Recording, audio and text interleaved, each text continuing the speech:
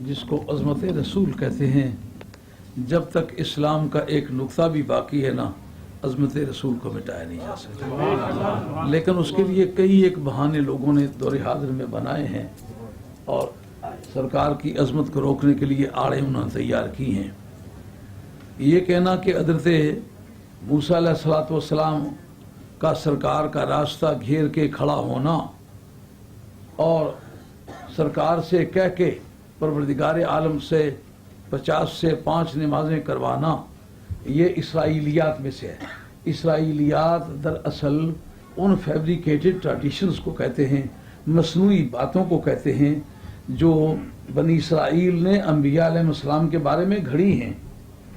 اگر انہوں نے بھی گھڑی نہ ہوں تو ہمارے حدیث کے اندر موجود ہے کہ جو بات انہوں نے وہ کہی ہے جو نبیوں نے واقعی کہی ہے تو وہ دین کا حصہ ہے۔ بات یہ ہوتی ہے کہ یہودیوں نے وہ بات من گھڑت کہی ہے اور وہ اس لیے کہی ہے کہ دین کو نقصان پہنچائیں، یا آگے جیسا کہ موجودہ وقت میں مودودی صاحب نے کبھی تلمود کا حوالہ دیا ہے، کبھی بائبل آف برناباس کا دیا ہے، کبھی دوسری گاسپلز کے حوالے دیے ہیں، تو لوگوں نے آئندہ اس کو تفسیر کا حصہ سمجھ لیا ہے۔ یہ کسی زمانے میں حضرت عبداللہ بن عباس رضی اللہ عنہ نے یہ بات کہی تھی اور انہوں نے قرآن مجید کے اندر بنی اسرائیل کی وہ روایات شامل کی تھیں جو قرآن مجید کی تفسیر کرنے میں مدد ملتی تھی، لیکن جو سرکار کی بارگاہ کا تربیت یافتہ ہے اس نے اس مارجن کو ملحوظ رکھا ہے کہ اگر وہ بنی اسرائیل کی ایسی کوئی من گھڑت سٹوری ہے جو اسلام کے معنی کو نقصان پہنچاتی ہے، انہوں نے وہ درج نہیں کی۔ جہاں وہ بات مطابقت کھاتی ہے ہمارے اسلام کی تعلیمات کے ساتھ تو انہوں نے اپنی بات کو مضبوط کرنے کے لیے اور یہودیوں کے سامنے بھی وہ بات ثابت کرنے کے لیے، جیسا کہ فن مناظرہ کا اصول ہے کہ آپ الزام خصم کے لیے جو آپ کا خصم ہے اس کے مسلمات کو پیش کریں، مسلمات خصم پیش کریں، اس کو خاموش ہونا پڑے گا۔ اس وقت کی متحرک طاقت جو اسلام کے مقابلے میں تھی وہ یہود و نصارہ تھے، یہ اہل کتاب مانے جاتے تھے، تو کتاب کے ساتھ جھگڑا کرنا کتاب والوں ہی کا کام تھا، ان پڑھوں کا کام نہیں تھا۔ اس لیے انہوں نے اس سوچ سے ان روایات کو شامل کیا کہ جو یہودیوں کے حوالے سے پیش کی جا کر اسلام کی تائید ہوتی تھی۔ یہ کہنا کسی طرح صحیح نہ ہوگا کہ نبی پاک علیہ السلام کا صحابی ہے وہ غلطی کرتا رہا، نہیں، انہوں نے اسرائیلیات کو پہچاننے کا جو پرنسپل مقرر کیا ہے وہ یہ کہ جس کا کریڈٹ بنی اسرائیل کو جاتا ہے وہ اسرائیلیات میں سے ہے۔ بسم اللہ بسم اللہ، آئیے بسم اللہ۔ اللہ اکبر یا رسول اللہ یا علی زندہ باد۔ تو یہ جو حضرت موسیٰ علیہ السلام کا سرکار کے راستے میں کھڑے ہونا ہے، اگر اس کی تائید قرآن میں ہوتی ہو تو پھر کیا کہیں گے؟ وَإِذْ أَخَذَ اللَّهُ مِيثَاقَ النَّبِيِّينَ لَمَا آتَيْتُكُم مِّن كِتَابٍ وَحِكْمَةٍ ثُمَّ جَاءَكُمْ رَسُولٌ مُصَدِّقٌ لِّمَا مَعَكُمْ لَتُؤْمِنُنَّ وَلَتَنصُرُنَّ۔ قرآن مجید یہ بات کہی کہ نہیں کہی کہ اے نبیوں اور اے رسولوں، تمہارے پاس کتابیں، شریعتیں اور ادیان سماوی آ چکے ہوں گے، بعد میں یہ محبوب آئے گا، لَتُؤْمِنُنَّ بھی، تمہیں اس پر ایمان لانا ہوگا۔ کیوں جناب، متحرک مدرک بالذات اور متحرک بالارادہ کے بغیر اگر کوئی ایمان لائے ایمان تسلیم ہوتا ہے؟ آپ کے تمام علماء عقائد بحث کریں گے، اگر آدمی ایک عالم جذبی میں، جنون میں کسی پر ایمان لے آتا ہے تو کیا ایسی حالت میں اس کی صحابیت تسلیم ہوگی؟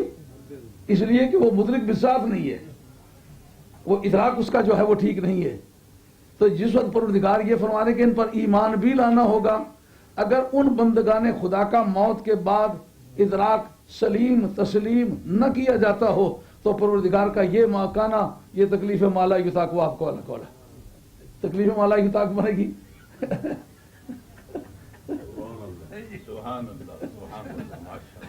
تکلیف مالا یطاق جو ہے یہ ماتریدیہ کے نزدیک، ہم ماتریدی ہیں، عقیدے کے مدرسے میں ہمارا نام ماتریدی ہے، تو ماتریدیہ میں تکلیف مالا یطاق، جس کے کرنے کی طاقت نہ ہو وہ کام، اس کام کا حکم دیا ہی نہیں جایا کرتا۔ معلومہ خدا کے کاغذات میں جب اس کو پتا تھا کہ سوائے 3-4 آدمیوں کے سب یہ قبروں میں جا چکے ہوں گے تو پھر ان کو یہ کہنا اس پر ایمان لانا اقتضاءً، یہ آپ کا جو اصول فقہ کا قاعدہ اس کی زبان میں کہیں گے اقتضاءً، جس کو انگریزی میں کہتے ہیں کنوٹیٹیولی، یہ ترجمہ ہے اقتضاءً کا۔ انگریزی بھی صاحب ہے نہیں پڑھی نا، مشکل دے بنی بڑی نا اصل کی جڑا کوئی بندہ ٹائی بدھی ہونی سی پاویں کنڈی والے پاسے ٹائی نہ منہ ہے تو بھی اصل کی ڈرانا سا اور جنے جڑتا اتنی والے نہیں پتا جسنا پیا یا کسنا پیا، نہ پٹھ پتہ لگنا نہ سدھ پتہ لگنا جی۔ تو جب یہ کہا کہ اس پر ایمان لانا ہوگا اقتضاءً، یہ بات ثابت ہوتی ہے کہ نہیں؟ تو سمجھے بھائی دی چھوڑ دے سی تو پتہ ہے میں گلا نے پچ کرنے نہ دیا، وہ کیا گل ہوئی جی گل کرے سمجھنا چاہے جی آگا پانی پلا وہ چلا کے چاہیے تھا گھڑا ٹکا تھا، وہ میں تو پانی ہی نہیں آخی تو گھڑے کو پیچھے کیا لوڑنا ہے، نہ کہا گھڑے کو گچھی بغیر پانی نہیں آنا لونا، لفظاں بچا پانی پلا تقاضیاں بچا گھڑے کو گو، وہ کریلیے ٹوڑا کھلا بھوک لگی ہے رہی، وہ اٹھی آٹا گن رہی، وہ پاگلی میں تو کہا ٹوڑا کھلا تو آٹا گن رہی پی ہیں، نہ کہا جی ہمیں پھکڑے تو آٹا چاہیے دینی ہاں، جس ٹوڑا کھلانے نہیں آکھی ہے اس اصلی ٹوڑا پکانے نہیں بھی اس سے ہی آکھی ہے، سمجھو؟ جس نے یہ کہا کہ نبی قبروں میں جا چکے ہوں گے اس پر ایمان لانا ہوگا، تو معلوم ہوتا ہے کہ یہ بات خدا کے اس ارشاد میں موجود ہے کہ یہ زندہ بھی ہوں گے مرنے کے بعد، ان کو آنا جانا بھی ممکن ہوگا، پہچاننا بھی ممکن ہوگا، سمجھنا بھی ممکن ہوگا۔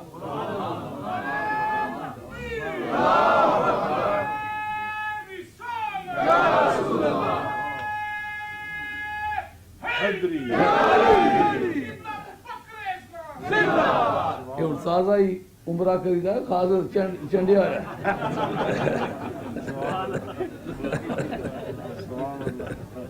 اتنا کو پیچھے مشاعرے ہوئے نا، میں اتنا نہ سننا تو شاید پڑھیے گی نا، تو طارق مجاہد جیل میں نے وہ ایک میری ربائی پڑھی، زلفے واللیل دے پیچ دیکھو کنگی ودوا آ کے سنوار دی، جڑیاں گلاں اس چمڑے دی جیوان کی دیں اس کی قیمت اور ہونی، جی دل نہیں گہرائی جو آواز اٹھا اس کی قیمت اور ہونی، زلفے واللیل دے پیچ دیکھو کنگی ودوا آ کے سنوار دی۔ سرکار دی زلفاں کی پروردگار نے واللیل کر سونیاں تواڑیاں کالیاں زلفاں نہیں قسمی، اور ودہا سرکار کے کئی جڑے وہی نہ آئی تو اجرا بال کھلے ہونا، وہ کڑیے روٹھی ہیں تو کنگھی دے پھیرنا، ایک کنگھی نہ پھیرنا رسنے نہیں نشانی ہے، انہوں نے کہا جرا او سرکار نہ چپ کرنا سارا رب کی گرام گزریا، اس کنگھی اسمانو پیجی اس کا نام سورہ ودہا رکھا بھی سلے کر زلفاں کی سونے میری گل آکسیں بلا سو فی ہوتی کر ربو کا فتر دا وہ یرا جی کہ آکسیں وہ کرساں وہ ناراض کی ہونا ہے، زلفے واللیل دے پیچ دیکھو کنگھی ودہا آ کے سنوار دی۔ آئے ہائے، تو پھر وہ اٹھ کے کچھ آدمی رقص کرنے لگے، اور کئی جو ایسے جو میرے دھڑے کے بندے نہیں ہیں وہ بھی رقص کرنے لگے، بعد میں عمرے کے نام سے قرے نکالے گئے، اتفاق سے میرے مریدوں کے قرے اتنے نکلے کہ باقی روپے میں سے دوانی میسر ہے، باقی سارے قرے میرے مریدوں کے، ان قروں میں سے ایک ایک قرہ اس کا بھی ہے، یہ حال ہی میں عمرہ کر کے آیا ہے، تو کیا کچھ ذرا بھی ماندہ ہوا ہے؟ جس وقت رب کریم بلا تنصرنا، اس کی امداد بھی کرنا ہوگی، اگر قبر میں جانے والے کے بارے میں یہ عقیدہ درست نہ ہو یہ قبر میں جا کے مدد کر سکتا ہے تو اس کو یہ کہنا درست ہے۔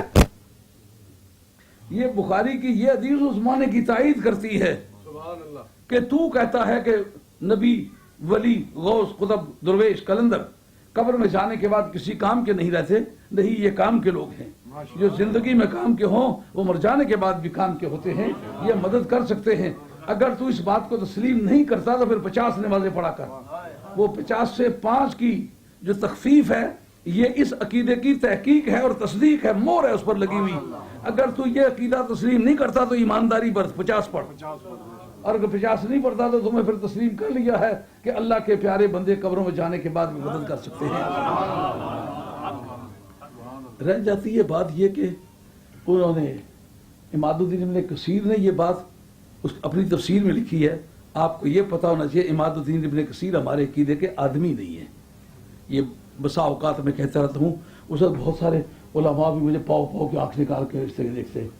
पहला आदमी जिसने ये कहा है कि जानवर जो वलियों के नाम पर मान दिए जाते हैं वो हराम है, वो यही आदमी है। और इसकी तरदीद हजरत मुल्ला जीवन अम्बेडवी ने की है तफसीरात अहमदिया में। जानवरों का नाम लिया, बाकायदा गाय का नाम लिया है, जो सरकार बगदाद के नाम की या दूसरे औलिया अल्लाह के नाम की गाय मन्नत मानी जाती है, वो हलाल है।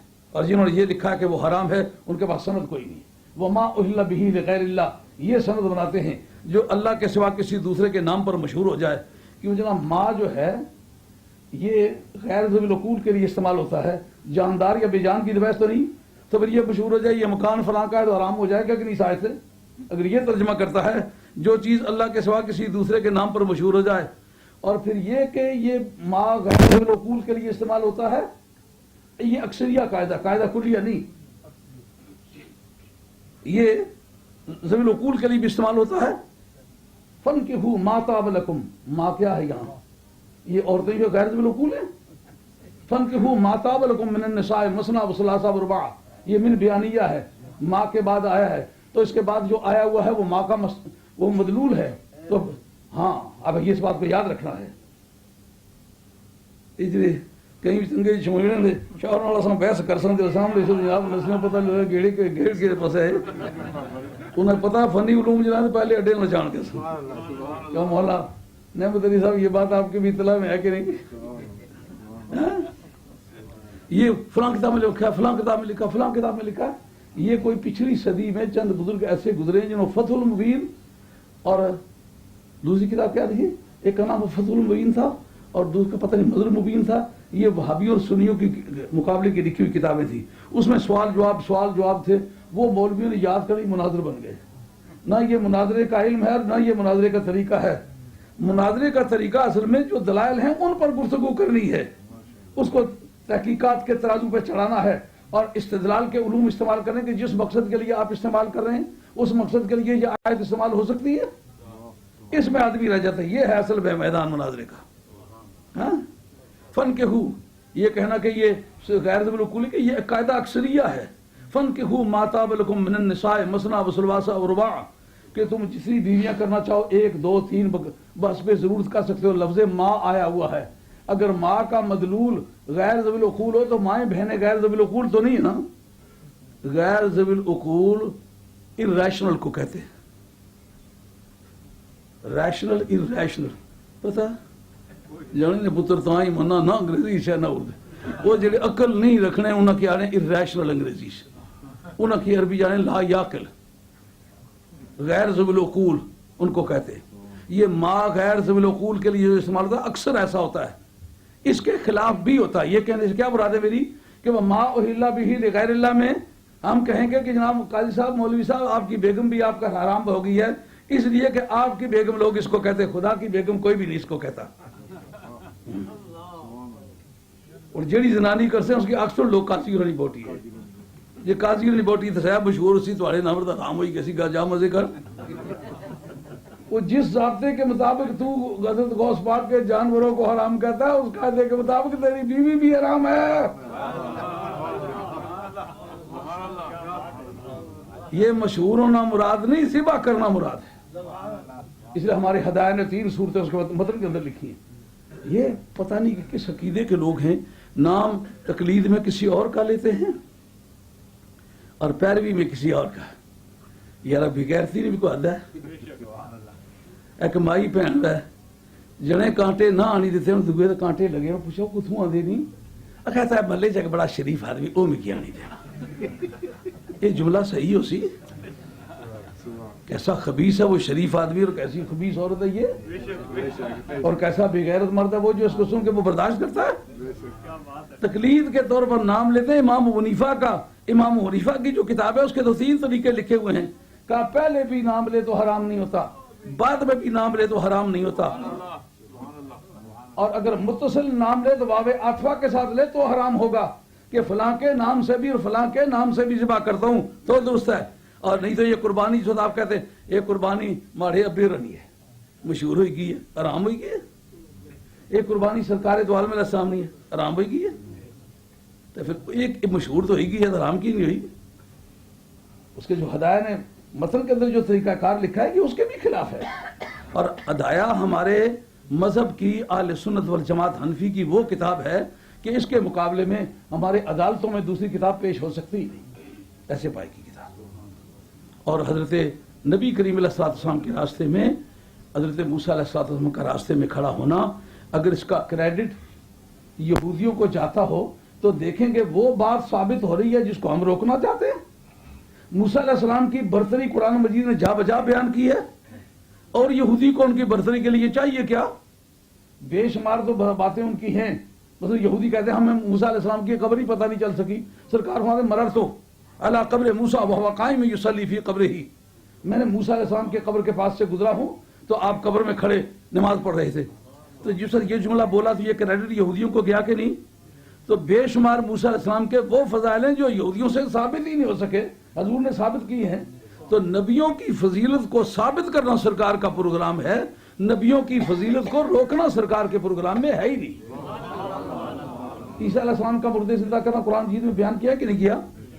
عیسائی اگر آپ کریڈٹ لینا چاہیں کیا کریڈٹ لیں گے؟ بیوقوف ہے وہ، اس لیے کہ ان کی جتنی فضیلت قرآن مجید نے بیان کی اتنی ان سے تو ہو نہیں سکی۔ تو یہ جو عماد الدین ابن کثیر ہے، اس کو دراصل سانپ نے کاٹا ہے، اور اس کا نام ہے ابن تیمیہ۔ ابن تیمیہ وہ شخص ہے کہ جو الدر الکامنہ فی آیان میاں سامنہ، اس کے اندر لکھا ہوا ہے کہ امام سبکی کے ساتھ مناظرہ ہوا بادشاہ کے دربار میں، یہ ہار گیا، اس کو کافر قرار دے کر کے جیل میں بند کیا، اور اسی حالت میں جیل کے اندر مر گیا۔ اور اب کہنے والے پیچھے کہتے ہیں وہ جی قبر کو ہاتھ لگانا منع ہے، بوسہ لینا منع ہے۔ میرے پاس اس وقت کتاب موجود ہے، اس کا نام البدایہ والنہایہ، اس کے اندر 14,000 عورت نے ابن تیمیہ کو مرنے کے بعد اس کے منہ پر بوسہ دیا ہے۔ جناب ہمارے تو قبر کو بوسہ منع ہے، روزانہ ٹی ویوں پہ کہتے ہو عورتیں قبروں پر جا ہی نہیں سکتی، ہم اس پر گفتگو بعد میں کر لیں کہ جا سکتی کہ نہیں جا سکتی، لیکن یہ جو تو کہتے ہو بوسہ دینا حرام ہے، ابن تیمیہ کے تو منہ پہ بوسہ، اور 14,000 بیویاں تو نہیں ہوں گی نا، وہ جائز ہے۔ اور پیر بھی ایسا اوئے ہوئے ہوئے جواں پہنی ہونی اسی ہونا کی بڑی کرامت۔ وہ ملتان جو ہمارے اپنے استاد سے دوئے کیدے نے، انہوں نے کرامت مشہور سی، یہ سال سال نہانے کو بہت شریف بڑی فضیل۔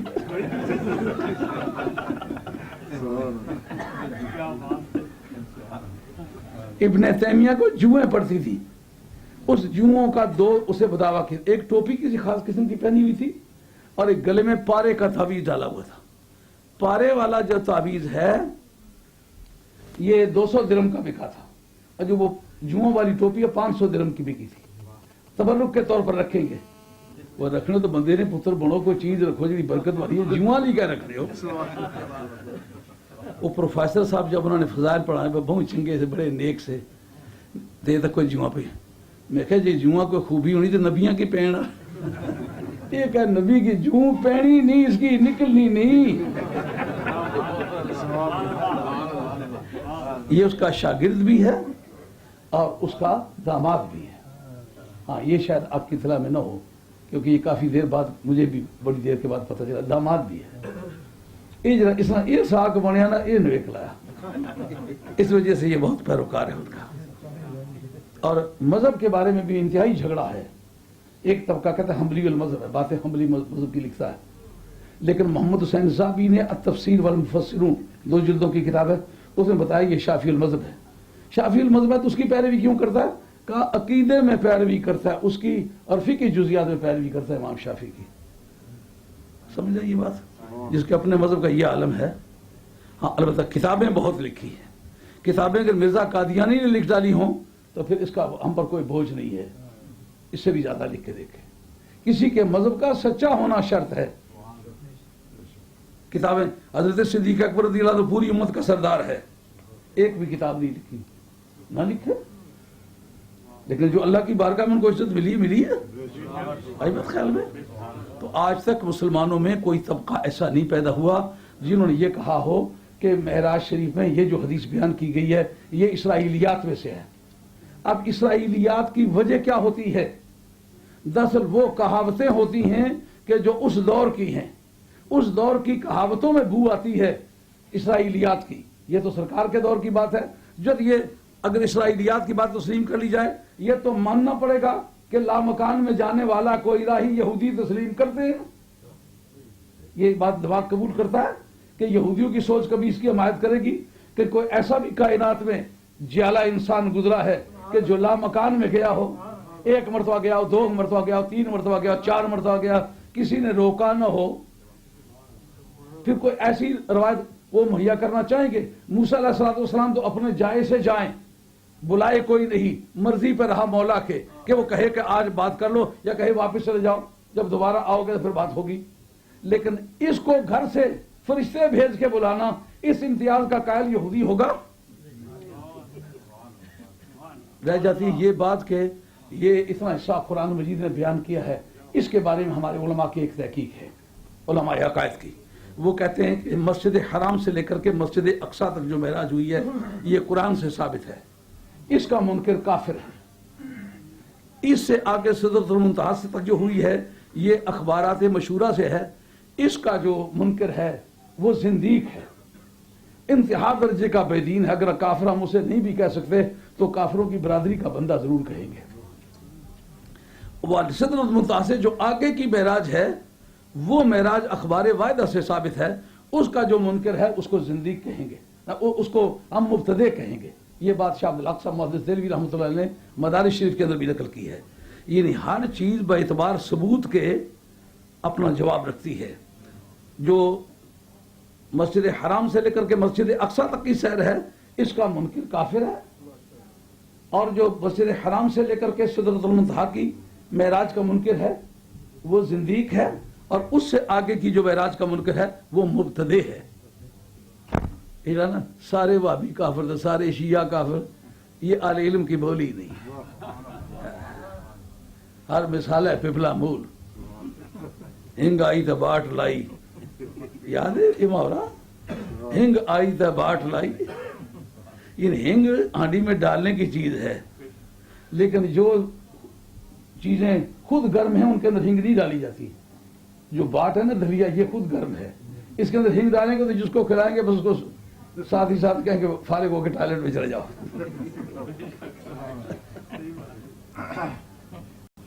سرسوں کے ساگ میں تو ہنگ ڈالتے ہیں، لیکن پالک کے ساگ میں تو ہنگ نہیں ڈالتے نا، کیوں؟ یہ خود گرم ہوتا ہے، گرم ضرب گرم حاصل در گرم۔ ایک باوا گرم تو ایک بابے نہیں، گولیاں گرم۔ اب وہ جو معراج ہے اتنی بیان کرنے پر کیوں اکتفا کیا؟ کہ دراصل جن سے بات ہو رہی ہے وہ اتنی عقل ہی نہیں رکھتے کہ ان سے آگے کی بات کی جائے۔ جس وقت اتنی بات وہ مان جائیں گے جو ان کے سوچ کے مطابق قطعاً ناممکن ہے، تو پھر اگلی باتیں ان کے لیے سمجھنا اور ماننا آسان ہو جائے گا، پھر اس کا انکار کر نہیں سکیں گے۔ کیونکہ کوئی آدمی کسی بھی مقدمات کے سلسلے میں کسی جگہ وہ کنسیڈ کر جائے تو باقی مقدمے کے انکار کے میں وہ ہار جاتا ہے۔ یہ اگر کوئی لوئر ہے بیٹھا ہوا قانون دان تو اس بات کو نوٹ کرے۔ مثلا ایک کیس کی 3 آئٹمز کو تسلیم کر جاتا ہے، باقی آئٹم کو تسلیم نہیں کر جاتا، کیس ہار جائے گا خواہ کچھ بھی ہو۔